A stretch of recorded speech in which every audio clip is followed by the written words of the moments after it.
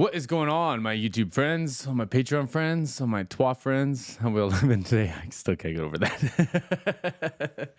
So we have, it's finally come, my friends. The Warning, Paulina, ooh, man, Villareal, Velez.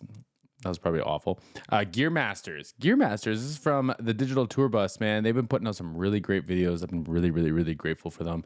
I believe these rig rundowns that we started together started with Pow's drum kit anyways, so it's kind of nice to come full circle now. And I don't know, man, I'm excited. I got a whole bunch of really nice messages from y'all. I got a whole bunch of nice comments from y'all making sure I saw this. And I wasn't gonna film today, but come on, man, I can't miss out on y'all. Can't miss out on y'all. Let's do this.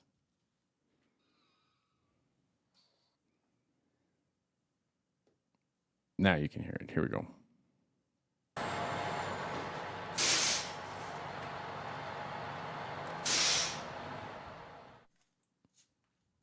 Hi, I'm Paulina. I am the drummer from The Warning. Yes, she and is. right now we're in the North American leg of our Error World Tour. It's the second leg we're doing here in the US, and we're very excited. We just released a new song that is called More, and this is like one of the first times that we've been playing it throughout this tour. So it's been really cool. I've actually had to modify my kit to play that new song. Really? So I'm gonna walk you through it. This is a DW performance series, Okay. and she's called Bonbon, which is marshmallow in Spanish. I got it during the pandemic, and I was gonna... I had the same series of DW kit, so that's probably why I vibe with this so much. I didn't have the rack system for it. I had something else. I had custom stands that came off the hi-hats, but... She's called Bonbon, which is marshmallow in Spanish. I got it during the pandemic, and I was gonna, like, use it for the first time, and the pandemic happened. So it still feels very new to me. This is a 10-inch tom. This is a 12, and that usually I go for a 14 here, but right now for live, I'm using a 16. 16 and an 18? Hilarious. Come on, let's go. So I just can get like that deep sound. I use the toms a lot, like for main like rhythm parts. So I really wanted to get like that depth in there. Yeah, so like when she's keeping time on one of them, you don't want just one low tom to rely on, right? Like a 16 is what we're kind of accustomed to, especially in a live thing, like in a punk rock scenario where they're doing the like floor tom thing. But now she has somewhere to go. She has an 18 still that she can go to. It's almost like a, not quite like a timpani because it doesn't have a pitch, but it's a big drum, man. Like she can go that way, or she could start low and have it as almost like a rumble and then move her way up to the drums and have them be more pitchy, right? So a lot of options. My bass drum actually is a little bit shorter in depth. This is 2214 bass drum. My snare is a hand-hammered Black Beauty. I've never seen a kick block before. I'm assuming that holds the kick drum in place, because what kick drums are notorious for doing is when you got a heavy foot, this slides, man. Like these feet, these legs only do so much, and then all night you're adjusting your kick drum, especially if you're on like a stage that just doesn't have great carpet or has more note carpet. I've never seen that before. That's hilarious. That is so funny. It's probably like some nice materials that doesn't hurt the rim and it lets the drum resonate and all this stuff. That is so funny. My snare is a hand-hammered Black Beauty. Cool. As you can see. Black Beauty. Oh, whose snare drum was that? Was that Bonham's snare drum? We might have to look that up after. Snare is a hand-hammered Cannon. Black Beauty. 604 on it. She's a beauty. I really 608, like the whatever. snare. Once again, I've been using it for kind of a short time. It was actually a gift, so I'm very happy with it. It has a very deep sound. It sounds gritty. It depends on obviously how you tune it, but my drum tech Carlos always like gets just such a beautiful hard-hitting sound out of it. Some people can get just like, they can speak to the drum, y'all. Like, it's like, who's the dog whisperer? Like, it reminds me of that. Like, we used to travel, the band that I used to work with, Feo, the lead singer was one of the best drum techs I've ever met in my life. And his approach to drums, man, like whether the resonant head was higher or lower than the other head, like how he would tune them and everything, unbelievable, the sounds that you could get out of a snare drum. I never understood that. He explained to me that snare drums were like guitars for drummers. Like, you can have different snare drums for different applications. You can play one, you can get away with stuff for, you know, like practicing and this and that, or maybe in a live scenario. He's like, but like if you want to like dial in the sound you want and like you get to know something, it's the snare drum, which I thought was really cool. I use clear pinstripe Remo heads again. We can talk about those too. So the pinstripe is this part. This is actually like, it's going to choke the drum a little bit. So if it was just all this middle material, it would resonate too much. So outside of this pinstripe, it's actually clouded, and I can't remember what they use for that. But that clouding also helps deaden up the drum a little bit. Like sometimes you'll see moon gels like this right here. That's kind of like that stripe. I'm pretty sure that stripe adds to it, but definitely this grayed out area or this fuzzy part adds to what this is doing here. This is a beta 98, so the preamp is on here instead of the I think it was SM. I'm pretty sure they're SM 98s. They had this big goofy long cord on it, but the preamp or like the XLR conversion actually happens on the microphone. These sound really nice. She has the Sennheiser. Don't quote me on this one. It's in the 90. It's either a 904 or 906. Really nice Sennheiser microphone. It just clips onto the snare drum, but they're beautiful, beautiful. I used to have I had 4 of them. We usually use for toms, but if you didn't have 4 toms, I would put one on the top or the bottom of the snare, depending on your setup. But for her, like there isn't an easy approach for a mic stand to come in there because it's going to be a boom stand. It's going to be a smaller version of this. Hard to get a microphone like a SM57 that's long in there, right?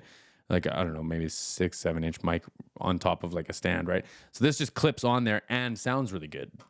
And it's got a metal capsule, so like if you hit it, you're not going to wreck the mic because the 604 family, I think that's what I said earlier, like way earlier, the 604 family is plastic. These ones are like a steel or a metal or something. So, but great microphones. These clips too are handy. It's just a clip just to grab the rim. But anyways. 10, 12, 16, 18 on the snare. I used the controlled sound coated one from Remo. So same thing, the gray in the middle, like that's where she's going to hit more often. So that's like more reinforced there, but it also helps deaden up the snare drum a little bit just to like help with, because like it's a tuning issue. If you remember like the 2000s, like Blink-182 snare drum, what is like bang, that's a tuning thing, right? That little black piece there will help that, or that gray piece there will help that a little bit. As well, it's like reinforced because she's going to play there more often than not, right? So on the snare, I used the controlled sound coated one from Remo. So the tuning, especially in the toms, usually varies. These are usually tighter so I can get a good bounce from it. It sounds higher, but these ones are usually kind of tricky sometimes because I like them very loose. I like them deep sounding. But sometimes we get a lot of resonance. But Carlos, my drum tech, has this very cool trick. I don't know if you can see inside the drum, there are cotton pads. We use those to remove our makeup after the shows. Oh, cool. And Carlos, one day, he just put them there, and it really dampens the sound, but it doesn't mute it completely. When you hit the drum, the cotton ball jumps in the air, so you actually get like freedom for the drum, and then it comes back down and it stops the resonance of it. It's similar to like a moon gel or putting something on top of the head, but it's on the inside. When you hit it, kicks them up, you have freedom of the drum, right? That sounds funny. I should put that on a shirt. There's also a trick, and she might talk about it. She might not do it, but like some drummers will keep a drum key, like a tuning key, on the floor tom, and then they just detune one of the things all the way down, and then you basically just get like that, like marching floor tom instead of like a resonant drum. So there's a couple different ways to do that too. The cotton ball thing is clever. The cotton ball thing is cool because like it's straight up. Like when you hit it, it goes up in the air. It's almost like a gate, and then when it touches the rim again, it's like, or when it touches the skin again, it stops it from resonating as much, right? So that's great. So I can get them a little bit loose without it being a complete mess for our sound. Because the looser it is, you're gonna get this like boom, and you don't want that because now you have to start playing with gates and compressors to shorten it up. You'd rather the drum just doom and move on, and then I can add the room to it. I don't need your resonance. Like, make the drum sound good, but you don't need to. It doesn't need to last like 2 beats or whatever. Like I got that part. Don't worry about it. So I am a Sabian artist, and I use HHX all over my drum kit. This is an 18 HHX. This is a 16. Interesting. This is also 18. Right, because I think the first time I talked about that, it normally goes 16, 18, so you got movement, right, left to right, but hers going 18, 16, 18 would make sense. And then this ozone symbol or whatever this is, there's a million of them. It'll have more like a washy sound. It's not quite to the point of the China, but it'll be a little bit more washy. And kind of like breakdowny a little bit, but still with the brightness of a regular crash cymbal. But having like just like when you're thinking about playing drums, you got like lots of resonance, short resonance, lots of resonance. You could do short resonance, lots of resonance. Like you have more options that way than going 16, 18, 18. And some people do that as well. But I just personally think that this makes more sense. I can't remember if that's the same from before. And the 20 China. This was it an ozone? The ozone evolution, and the 20 China. This is a 14. I use this on very few songs, but it does make a huge difference because I keep this a little bit more close than I do this one. So every time I just want to like ride over here when I'm doing like double bass pedal things, I use this one. It's set. And it's not gonna go crazy because the regular hi-hat off the pedal is just gonna like wash and go crazy. The other one, it's like short. It's got like the Tommy Lee feel to it already, right? A little splash. I love it. I don't use it as much as I would like to, but hopefully in newer songs I can incorporate it. That's nice. My ride, it's a raw Hey, she just said something really important, man. She said, hopefully on new songs I can incorporate it more. So that doesn't mean that she's using this just because it's there. She chooses when to use it. That's just like when we talk about how intentional she is, she just said it right there. But hopefully in newer songs I can incorporate it more. That's so cool. My ride, it's a raw bell dry ride, 21. And she's a beauty. The bells are This is my absolute not polished. favorite cymbal ever. I've been using it for years, I think for like 6 years now. And it has such a cool sound. I crash a lot all the time, but I used to have just a normal, like another HHX over here. But this, it just sounds so much darker. So it really cuts through like the brightness of these HHX ones. I just incorporated this cowbell, this LP cowbell to my drum kit because our new single More has a part with cowbell. And it's really fun using it. I haven't used a cowbell in like years. And it has like its little tricks because sometimes it just like really falls. No, I bet. But it sounds so cool. Sounds rock and roll. It's just really fun to just like drive in that. I love it. I am a big Firth artist. I use 5B barrel tip.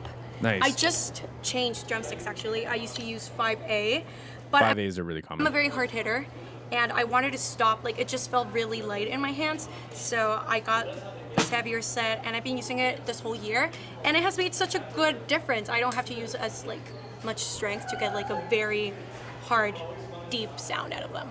This is important though, right? Because like the 5As is probably like I'll venture to say it's probably the most common stick size, but if you're breaking sticks, like you have to understand that you have to make a change. Like it's cool, and I get like you're gonna wear through sticks, but if it's happening like a couple times a night, like it's too much, right? And not to mention like the workout she's already getting, man. Like that's just recoil on the wrist and on your bones and on your stuff. Like you're asking for arthritis and like problems and like when you age with that, right? Like I was talking about Tommy Lee earlier, or I was talking about Motley Crue or something earlier. He had tendonitis when I saw them. Like I imagine it's from just beating the crap out of those drums and not like really listening to himself and all the rest of it. But it's just like it feels like she's just listening to her instrument. She's like, I'm beating the crap out of these drums. I'm working really hard to get what I want. How can I make a little bit of a change and get the same thing? Like here we are, right? This DW rack that I have, it's actually been like very modified by my dad. My dad like loves hardware, and it used to be like a little bit too large for me, so he like grabbed really big. like a saw and just started cutting everything to my size, and everything is just like so meticulously measured and marked. So like every time that we're touring, like my drum tech and everyone in production can just set everything up really quickly. So it's very efficient. Every time we open for a band or something, we can get everything done in a very short amount of time, so we're not bothering anybody, and it's great. And it's also very comforting to arrive to each show knowing that the measurement of everything is gonna be exactly the same each show. So call that striking. So like on the actual like all the stands and the rig and everything, they probably have tape or even take like a razor blade, make like a little notch where everything goes. So like if I'm setting up the drum kit, I just have to line up, like extend out, and it's all there, like within reason. She might have to just adjust the snare and this and that, but you don't get like wonky drum sets sometimes. It's all measured precisely. The pedal that I'm using is a Machine DW pedal. Cool. I used to use a direct drive from DW, but after they released the chain one, I double prefer this chain one one so much more. And it takes a while getting used to it, but once you get the hang of it, it's so easy to control. And again, I'm a very hard hitter, so it just comes back to me in such a easy way for me to like not hurt myself while I'm playing, and I just really love it. I've been using it for a while. In my hi-hat, I'm using drummers don't talk about that enough, man. Like that's not only is that impact and you're pressing it down, but that pedal will come back and hit you as well. It'll come back and like hit you in like the ankle or the top of your foot and stuff, man. And I imagine over time that just caused nothing but calcium deposits and problems. 9000 DW. I'm a DW girl. It's got two legs. And for my MIDI pedals, I'm using some Roland MIDI pedals.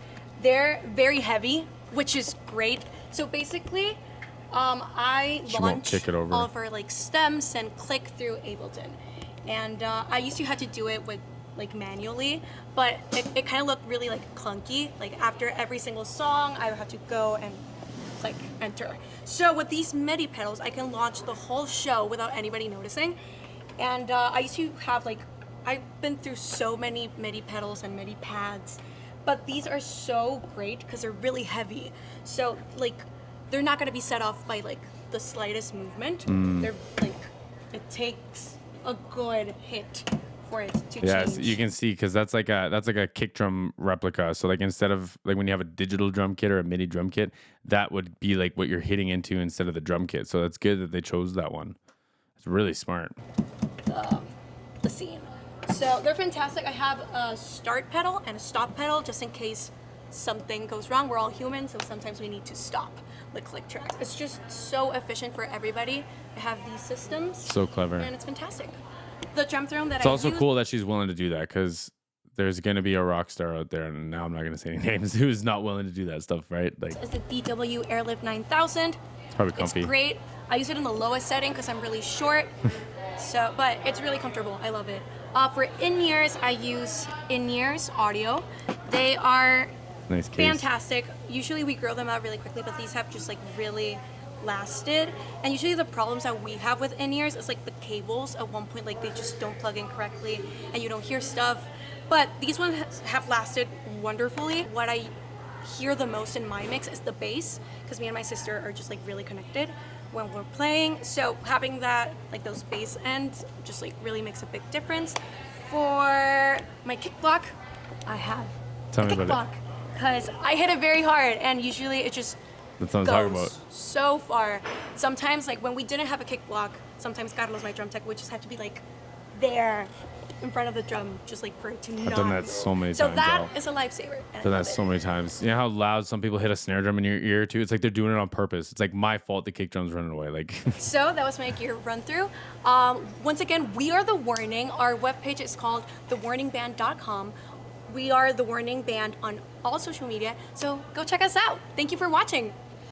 hey, great episode. Great episode. So the other thing about that drum kit, like and when I had mine too, I didn't have the rack for it, like I was saying. The kick drum doesn't have spots for mounts in it. Or at least I don't think it comes standard with spots for mounts in it. The kick drum, they wanted to resonate, so they had like clips and clever ways of getting the toms off. So mine was off of cymbal stands, and one of them I did have custom built, but not to the extent that they did with like the rack. Like I definitely didn't have that. But yeah, it was beautiful, wasn't it? Wasn't that a lot of fun? How long did I make that? Almost 20 minutes out of an 8-minute video. Hey, this is a lot of fun. I would appreciate if y'all watch this. I'm sure you've watched the original video, but I would love if you went and checked out the Digital Tour Bus, gave them a bunch of love. Go watch all their artists, all their videos, man. They've been great when it comes to letting us watch the videos and react to it and break them down to TWA, TWA, everybody. Happy holidays. It's so nice hanging out with you again. See you all in the next one.